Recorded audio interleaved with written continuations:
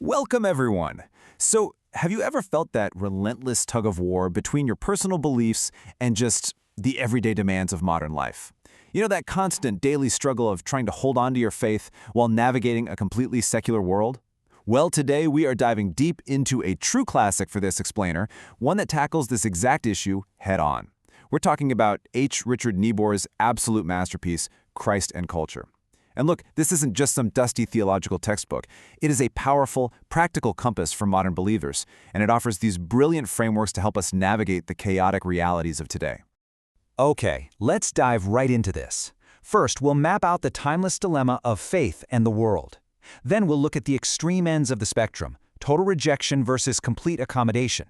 After that, we'll explore three really fascinating middle alternatives. And finally, we'll use these frameworks as a mirror for our own reflection. Section 1. The Dilemma of Faith and the World. Navigating the Timeless Tension. So, how do we actually balance our faith with the secular world? It's a tension we feel practically every single day, right? At work, in the media we stream, when we inevitably clash with prevailing social values. Between the church as a faith community and culture as the surrounding environment, there is just unavoidable friction. And this isn't just some modern phenomenon. It is a universal, timeless struggle. Niebuhr's absolute brilliance here lies in taking this massive historical and theological problem and breaking it down into 5 practical types that we can actually use to understand our own lives.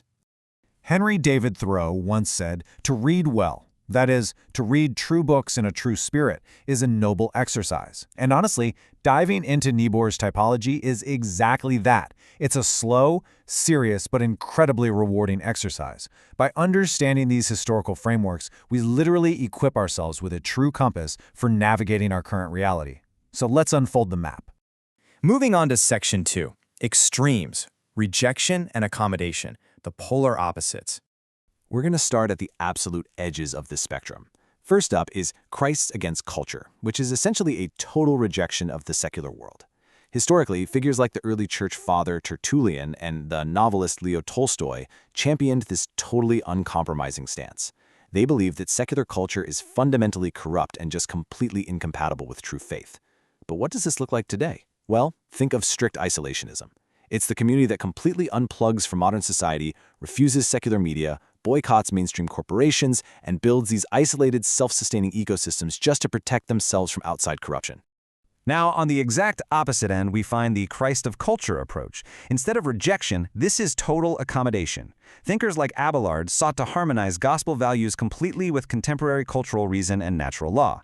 In our modern world, this looks like believers or congregations that fully adopt current cultural trends. They might drop or heavily alter traditional doctrines the second they clash with modern social norms. Essentially, they're blurring the line between the church and secular society so much that the goal is just complete seamless alignment. So we've got total rejection on one side and total accommodation on the other. It's a stark philosophical clash, right? Walking away from the world entirely versus blending into it so seamlessly that you can hardly tell the difference. But, as we all know, reality is rarely that black and white. For most of history, people have desperately tried to find a way to live somewhere between these two really harsh extremes. Which brings us to Section 3, 3 middle alternatives, harmonizing the extremes. To find that elusive middle ground, Niebuhr identified 3 really nuanced paths: the synthesis, the paradox, and the transformation approaches. These are complex, incredibly thoughtful attempts to resolve that daily tension of maintaining pure faith while living in a deeply flawed world. Let's break them down one by one. The first middle path is Christ above culture, also known as the synthesis approach. Thomas Aquinas is the ultimate icon here. He believed that natural human culture isn't inherently evil. Instead, it forms a foundation that supernatural grace then completes and perfects. To picture this today, imagine a traditional religious university. They teach secular sciences, mathematics, and the arts as absolutely essential building blocks of knowledge, but theology and spiritual formation sit at the very top as the ultimate crowning truth. So grace doesn't destroy culture, it elevates it.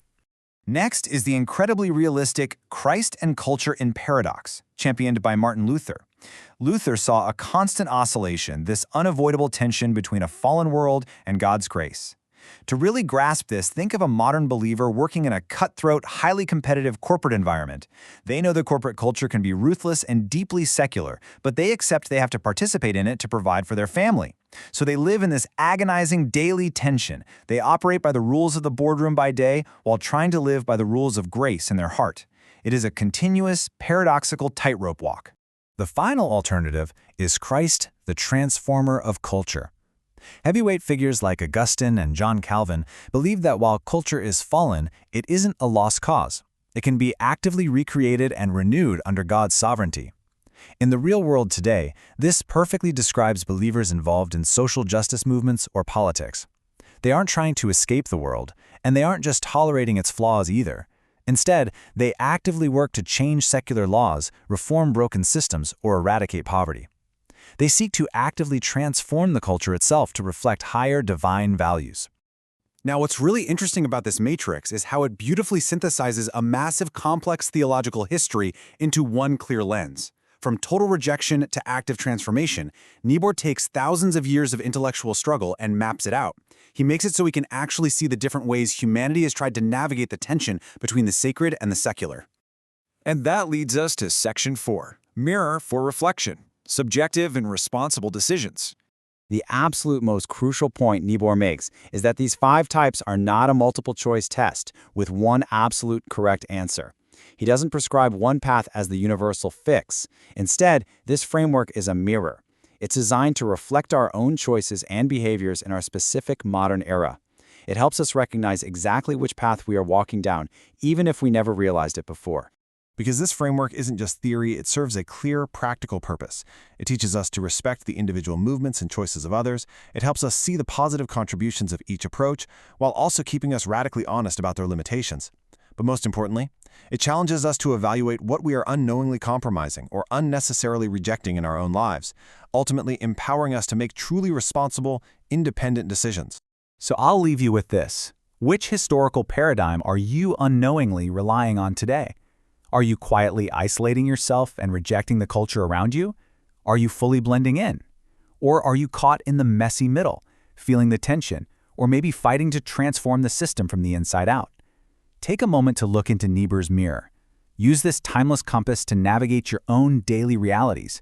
I guarantee it's going to change the way you see your place in the world. Thanks for exploring this with us today.